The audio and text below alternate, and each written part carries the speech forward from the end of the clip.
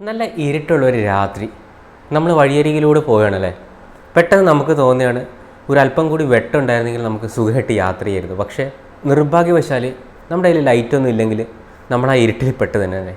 എന്നാൽ ഇതൊന്ന് ആലോചിച്ച് നോക്കി, നമ്മൾ ഇരുട്ടത്ത് നടക്കുകയാണ്, പെട്ടെന്ന് വല്ലാത്ത ഇരുട്ടുള്ള ഒരു ഏരിയ, നിലാവോ കാര്യങ്ങളൊന്നുമില്ല. നമ്മൾ ഫോൺ എടുക്കുകയാണ്, നമ്മൾ സ്മാർട്ട് ഫോൺ എടുക്കുന്നു, ഒരു ആപ്പ് തുറക്കുന്നു, അതിനുശേഷം ബട്ടൺ പ്രസ് ചെയ്യുന്നു, അത് അവിടെ ഒരു വെളിച്ചം വന്നു കഴിഞ്ഞു. എത്ര ഈസിയാണല്ലേ. നിങ്ങൾ വിചാരിക്കും ഇത് വെറും ഒരു ഗിമിക്കാണ്, വെറും ഒരു കെട്ടുകഥയാണ്, അല്ലെങ്കിൽ ഒരിക്കലും സംഭവിക്കാത്തൊരു കാര്യമാണല്ലേ. എന്നാൽ ഇനി ഇത് സംഭവിക്കാൻ പോവുകയാണ്. കാരണം റിഫ്ലക്റ്റ് ഓർബിറ്റൽ എന്ന് പറഞ്ഞിട്ടുള്ള കാലിഫോർണിയ ബേസ്ഡ് ആയിട്ടുള്ള ഒരു കമ്പനി അവകാശപ്പെടുന്നത് ഒരു ആപ്പിലൂടെ അല്ലെങ്കിൽ ഒരു വെബ്സൈറ്റിലൂടെ നിങ്ങൾക്ക് ലോഗിൻ ചെയ്ത് കഴിഞ്ഞ് കഴിഞ്ഞാൽ നിങ്ങൾക്ക് സൂര്യപ്രകാശം ലഭിക്കും, അതും രാത്രിയിൽ. ഇപ്പോൾ സോഷ്യൽ മീഡിയയിലൊക്കെ മൊത്തം തരംഗമായിട്ടുള്ള റിഫ്ലക്റ്റ് ഓർബിറ്റലിലെ ഈ നടക്കാത്ത സ്വപ്നം അതോ യാഥാർത്ഥ്യമാവുമോ, ഇതൊക്കെ നമുക്ക് ഇന്ന് ചർച്ച ചെയ്യാം. അപ്പം പുതിയൊരു വീഡിയോയിലേക്ക് എല്ലാവർക്കും സ്വാഗതം.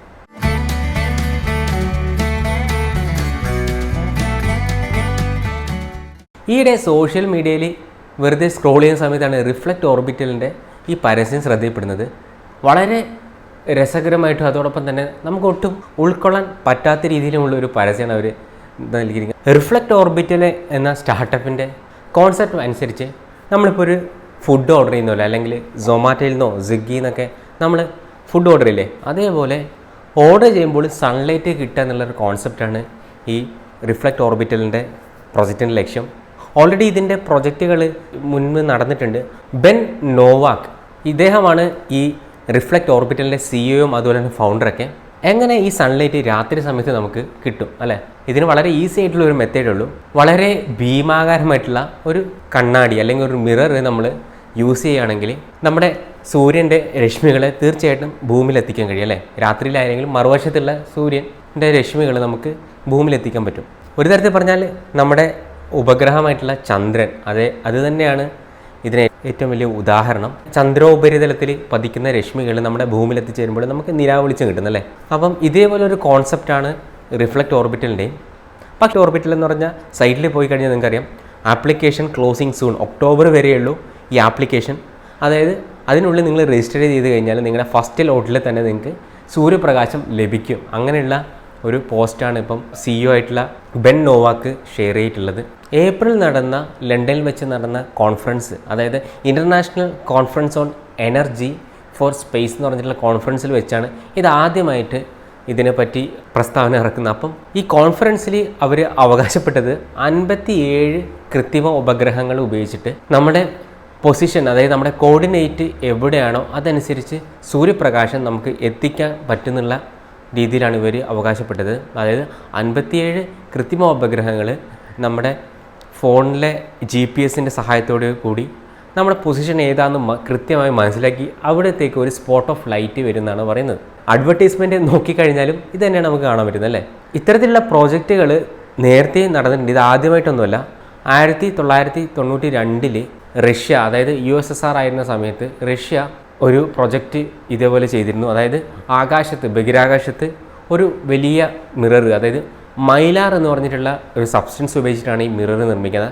മിക്കവാറും ബഹിരാകാശ പേടകങ്ങളും അല്ലെങ്കിൽ സ്പേസ് നാവിഗേഷനൊക്കെ ഉപയോഗിക്കുന്നത് ഈ മൈലാർ മെറ്റീരിയലാണ്. മൈലാർ മെറ്റീരിയൽ ലൈറ്റ് വെയിറ്റ് ആണ്, പക്ഷേ നമുക്ക് വലിയ നല്ല സ്ട്രോങ് ആയിട്ടുള്ള എന്നാൽ അധികം വെയിറ്റ് ഇല്ലാത്ത ഒരു മെറ്റീരിയലാണ് ഈ മൈലാർ മെറ്റീരിയൽ. അപ്പോൾ അത് ഉപയോഗിച്ചിട്ടുള്ള ഒരു കണ്ണാടി നമ്മുടെ ബഹിരാകാശത്ത് ആദ്യമായിട്ട് എത്തിച്ചിരുന്നു റഷ്യ. എന്നാൽ ആ പ്രോജക്റ്റ് സക്സസ് ആയിരുന്നു, സൂര്യപ്രകാശം ഭൂമിയിൽ എത്തിക്കുകയും ചെയ്തു. പക്ഷേ പിന്നീട് അത് USSR തകർന്നതോടുകൂടി ആയിരിക്കാം, അല്ലെങ്കിൽ അതിൻ്റെ ഭീമമായിട്ടുള്ള ചിലവേറിയ പ്രോസസ് ഉണ്ടെങ്കിൽ അത് പിന്നെ ഉപേക്ഷിക്കുകയായിരുന്നു. അപ്പോൾ ഈ സൂര്യപ്രകാശം എങ്ങനെ ഭൂമിയിൽ എത്തിക്കും? വളരെ ലളിതമായിട്ടുള്ള ഒരു ഉദാഹരണത്തിൽ ഞാൻ ഇതെങ്ങനെയാണ് ഈ റിഫ്ലക്റ്റ് ഓർബിറ്റലിൻ്റെ കോൺസെപ്റ്റ് എന്ന് ഞാൻ പറയാം. ഇന്ത്യയിൽ അല്ലെങ്കിൽ നമ്മുടെ കേരളത്തിൽ സമയം വൈകുന്നേരം 7 മണി ആവുന്നതോടുകൂടി നമുക്കറിയാം സന്ധ്യയായി, സൂര്യൻ അസ്തമിച്ചു, പിന്നീട് രാത്രിയാണല്ലേ. അന്ന് നിലാവെളിച്ചമില്ലാത്തൊരു രാത്രിയാണെന്ന് വിചാരിക്കുക, പക്ഷേ നമുക്ക് വെളിച്ചം വേണം. നേരെ മറിച്ച് ഇപ്പോൾ അമേരിക്കയിലൊക്കെ എടുക്കുകയാണെങ്കിൽ രാവിലെ 7 മണി ആവുന്നേ ഉണ്ടായിരിക്കുള്ളൂ അല്ലേ. 12 മണിക്കൂറിൻ്റെ ഡിഫറൻസ് ഒക്കെയാണ് സാധാരണ വരിക. അപ്പോൾ നമുക്ക് എന്ത് ചെയ്യാം? അപ്പോൾ അവിടെ സൂര്യൻ ഇപ്പോഴും ഉദിച്ചതിന് നിൽക്കുകയാണ്. ആ സൂര്യൻ്റെ വെളിച്ചം ഇവിടെയുണ്ട്. ഉദാഹരണമായിട്ട് നമ്മുടെ കൈ ഇവിടെ സങ്കല്പിക്കുക, ഇത് നമ്മുടെ സൂര്യനാണ്. ഇത് ഇന്ത്യ ഇവിടെയാണ്, ഇവിടെ ഇരുട്ടാണ്, കാരണം ഓൾറെഡി സൂര്യൻ അസ്തമിച്ചു കഴിഞ്ഞാൽ അല്ലേ. നമ്മളിവിടെ ഒരു കണ്ണാടി സ്ഥാപിക്കുകയാണ്, അതൊരു 45 ഡിഗ്രിയിൽ ഉള്ളൊരു കണ്ണാടി. ഈ സൂര്യപ്രകാശം ഈ 45 ഡിഗ്രിയുള്ള കണ്ണാടിയിൽ പതിച്ചിട്ട് നമുക്ക് നേരെ ഇത് താഴേക്ക് എമിറ്റ് ചെയ്യാൻ പറ്റും. കോൺസെപ്റ്റലായിട്ട് നോക്കുകയാണെങ്കിൽ ഇത് തികച്ചും നടക്കുന്ന ഒരു കാര്യമാണ് അല്ലേ. പക്ഷേ ഒരു കാര്യം ആലോചിക്കണം, അപ്പോൾ ഈ കണ്ണാടി സ്ഥാപിക്കണമെങ്കിൽ നമുക്ക് വെറുതെ ബഹിരാകാശത്തുമായിട്ട് ഒരു കണ്ണാടി സ്ഥാപിക്കാൻ പറ്റില്ല അല്ലേ. അതിന് നിശ്ചിതമായിട്ടുള്ളൊരു ഭ്രമണപഥം വേണം. അതായത് ഓർബിറ്റ്, നമുക്കൊരു കൃത്രിമ ഉപഗ്രഹം എടുത്തു കഴിഞ്ഞാൽ കാണാം അതിന് കൃത്യമുള്ളൊരു ഭ്രമണപഥം ഉണ്ടാവും. ഭൂമിക്ക് ചുറ്റും വലങ്ങി വയ്ക്കുന്ന കൃത്രിമ ഉപഗ്രഹങ്ങൾ നമുക്കറിയാം അല്ലേ. പലതായിട്ട് ക്ലാസിഫൈ ചെയ്തിട്ടുണ്ട്. ജിയോ സിങ്ക്രോണസ് ഉണ്ട്, അതുപോലെ തന്നെ പോളാർ സാറ്റലൈറ്റ് ഉണ്ട്. വളരെ ലളിതമായിട്ട് ഈ രണ്ടെണ്ണം നമ്മൾ പറയാം. പോളാർ സാറ്റലൈറ്റ് എന്ന് പറഞ്ഞാൽ ഭൂമിയുടെ ഉപരിതലത്തിൽ നിന്ന് ഒരു 100 കിലോമീറ്റർ മുതൽ 600 അല്ലെങ്കിൽ 800 കിലോമീറ്റർ വരെയൊക്കെയുള്ള ഡിസ്റ്റൻസിൽ ഭൂമിക്ക് ചുറ്റും വലയം ചെയ്യുന്ന കൃത്രിമ ഉപഗ്രഹങ്ങളെയാണ് പോളാർ സാറ്റലൈറ്റ് എന്ന് പറയാം. അതിൻ്റെ ഡയറക്ഷൻ നോർത്ത് ടു സൗത്ത് ആയിരിക്കും. അതിൻ്റെ മെയിനായിട്ടുള്ള ഉപയോഗം എന്ന് പറഞ്ഞാൽ നമ്മുടെ കാലാവസ്ഥ നിരീക്ഷണവും അല്ലെങ്കിൽ ഭൂമിയുടെ സർവേയിങ്ങും കാര്യങ്ങളൊക്കെ ആണ് ഇതിൻ്റെ ഉദ്ദേശം. എന്നാൽ നമ്മൾ സാധാരണ രീതിയിലുള്ള കമ്മ്യൂണിക്കേഷനായി വേണ്ടിയിട്ടുള്ള സാറ്റലൈറ്റുകളുണ്ട്. അതായത് നമുക്കിപ്പം TV ചാനലുകളും അല്ലെങ്കിൽ ബാക്കിയുള്ള കാര്യങ്ങളൊക്കെ കമ്മ്യൂണിക്കേഷൻ പർപ്പസിന് വേണ്ടി ഉപയോഗിക്കുന്ന കൃത്രിമ ഉപഗ്രഹങ്ങൾ വളരെ ഉയരത്തിലുള്ളതാണ്. അതായത് ഏകദേശം 35,800 കിലോമീറ്റർ അല്ലെങ്കിൽ ഏകദേശം 35,000 കിലോമീറ്ററൊക്കെ ഭൂമിയുടെ ഉപരിതലത്തിൽ നിന്നിട്ടാണ് ഇത് വലയം ചെയ്യുക. അപ്പോൾ ഇതിനൊരു പ്രത്യേകതയുണ്ട്. നമുക്കറിയാം നമ്മുടെ വീട്ടിലെ ഡിഷ് ആൻറ്റിന അല്ലേ, അതെപ്പോഴും ഒരേ ദിശയിലായിരിക്കും അല്ലേ. കാരണം ഒരു നിശ്ചിത ദിശയിൽ നമ്മൾ വെച്ച് നമ്മുടെ ഡിഷ് ആൻറ്റിന ഇത് സങ്കല്പിച്ചാൽ ആ നിശ്ചിത അകലത്തിൽ നിന്ന് കിട്ടുന്ന സിഗ്നലുകൾ എപ്പോഴും നമ്മുടെ ഡിഷ് തിരിക്കേണ്ട ആവശ്യമൊന്നുമില്ല അല്ലേ. അതിനർത്ഥം എന്ന് പറഞ്ഞാൽ ഭൂമിയുടെ പരിക്രമണം, അതായത് ഭൂമിയുടെ റൊട്ടേഷൻ ഉണ്ടാവുമല്ലോ, ഭൂമിയുടെ റൊട്ടേഷൻ അതേ അനുസരിച്ചായിരിക്കും ഈ കൃത്രിമ ഉപഗ്രഹങ്ങളുടെ റൊട്ടേഷൻ. അതുകൊണ്ടാണ് ഒരേ ദിശയിൽ തന്നെ നമ്മുടെ സിഗ്നലുകളും കാര്യങ്ങളൊക്കെ നമുക്ക് കിട്ടും. ഒരേ ദിശയിൽ തന്നെ നമ്മുടെ ഡിഷ് നടക്കാൻ ആവശ്യമില്ല. അപ്പോൾ ഇതിനെപ്പറ്റി ഞാൻ കൂടുതൽ പറയുന്നില്ല. കൃത്രിമ ഉപഗ്രഹങ്ങളും അതിൻ്റെ കാര്യങ്ങളും വേറൊരു വീഡിയോ ആയിട്ട് വളരെ ലെന്തിയായിട്ട് ഞാൻ ചെയ്യുന്നുണ്ട്. റിഫ്ലക്റ്റ് ഓർബിറ്റിൽ ഈ അവകാശത്തിന് ചെറിയൊരു പ്രശ്നമുണ്ട്. റിഫ്ലക്റ്റ് ഓർബിറ്റിൽ ഇപ്പോൾ പറഞ്ഞു ഫോൺ ഉപയോഗിച്ചിട്ട് നമ്മുടെ കോർഡിനേറ്റ്സ് അനുസരിച്ച് നമുക്ക് ലൈറ്റ് കിട്ടുന്നത്. പക്ഷേ ഇതത്ര എളുപ്പമുള്ള കാര്യമൊന്നുമില്ല. കാരണം നമ്മുടെ സൂര്യൻ്റെ രശ്മികൾ റിഫ്ലക്റ്റ് ചെയ്യണമെങ്കിൽ അത് വളരെ ഹൈ ആയിട്ടുള്ള ഒരു ആൾട്ടിറ്റ്യൂഡ് അല്ലെങ്കിൽ വളരെ ഉയരത്തിലുള്ള ഒരു ആൾട്ടിറ്റ്യൂഡിൽ സ്ഥാപിക്കണം അല്ലേ. അതോടൊപ്പം തന്നെ ഒരു നിശ്ചിത സ്പോട്ടിൽ നമുക്ക് ആ ലൈറ്റ് കിട്ടണമെന്നുണ്ടെങ്കിൽ അത് ഭൂമിയുടെ ആ റൊട്ടേഷൻ അനുസരിച്ചിട്ടുള്ള അതേ ഓർബിറ്റലായിട്ടുള്ള അതേ സ്പീഡിൽ അതേ വെലോസിറ്റിയിൽ അതും റൊട്ടേറ്റ് ചെയ്യണം അല്ലേ. അപ്പം അങ്ങനെ ഒരു സാറ്റലൈറ്റ് ഒരു നിശ്ചിത സ്ഥലത്തേക്കൊക്കെ കോൺസ്റ്റൻ്റ് ആയിട്ട് ലൈറ്റ് ചെയ്യാൻ പറ്റും.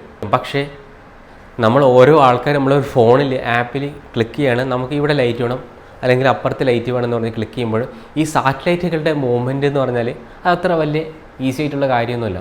അതോടൊപ്പം തന്നെ ഇത്തരത്തിൽ വൈഡ് ഏരിയയിൽ കവർ ചെയ്യണമെന്നുണ്ടെങ്കിൽ തീർച്ചയായിട്ടും ജിയോ സിങ്ക്രോണസ് ആയിട്ടുള്ള സാറ്റലൈറ്റുകൾ വേണം. അതോടൊപ്പം തന്നെ ഈ കണ്ണാടിയിൽ നിന്ന് വരുന്ന പ്രകാശത്തിൻ്റെ തീവ്രത ഭൂമിയിലെത്തുമ്പോഴത്തേക്കും തീർച്ചയായിട്ടും വളരെ കുറഞ്ഞതായിരിക്കും അല്ലേ.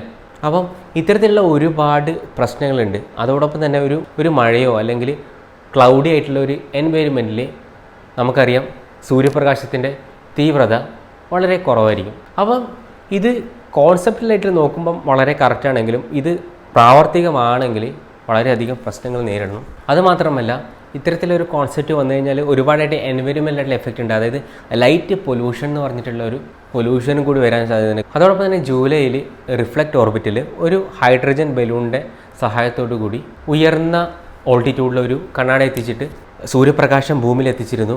അതോടൊപ്പം തന്നെ സോളാർ പാനൽസുകൾ നമുക്ക് ഇതോടൊപ്പം വർക്ക് ചെയ്യിച്ച് കാണിച്ചിട്ടുണ്ടായിരുന്നു. അതായത് 500 കിലോ വാട്ട്സോളം വൈദ്യുതി ഈ റിഫ്ലക്റ്റ് ചെയ്ത സൂര്യപ്രകാശത്തിൽ നിന്നും ഉൽപ്പാദിക്കാൻ പറ്റി. ഒരുപാട് റിന്യൂവബിൾ ആയിട്ടുള്ള റിസോഴ്സുകളും കാര്യങ്ങളൊക്കെ നമുക്ക് ഇതുകൊണ്ട് ചെയ്യാൻ പറ്റി. ഇത് നല്ലൊരു പ്രോജക്റ്റ് തന്നെയാണ്. പക്ഷേ ഇവർ അവകാശപ്പെടുന്നത് പോലെ ഏതായാലും അടുത്ത വർഷമോ അല്ലെങ്കിൽ ഈ വരുന്ന വർഷങ്ങളൊന്നും ഇത് നടക്കാൻ പോകുന്നില്ല. കാരണം അത്രയധികം ലിമിറ്റേഷൻസ് ഉണ്ട്. ഏതായാലും ഒരു 5 അല്ലെങ്കിൽ ഒരു 10 കൊല്ലത്തിന് ശേഷം നമുക്ക് എന്തായാലും ഒന്ന് വെയിറ്റ് ചെയ്ത് നോക്കാം. ഏതായാലും നല്ലൊരു കോൺസെപ്റ്റ്, പക്ഷേ കുറച്ചൊക്കെ അവർ തള്ളി മറിക്കുന്നുണ്ട്. അപ്പം അതൊക്കെ ഒന്ന് സൂക്ഷിച്ചിട്ട് നിങ്ങൾ രജിസ്റ്റർ ചെയ്യുക. അതോടൊപ്പം തന്നെ പുതിയൊരു വീഡിയോയിൽ നിങ്ങൾ എല്ലാവരും കാണുന്നവരെല്ലാവർക്കും നമസ്കാരം.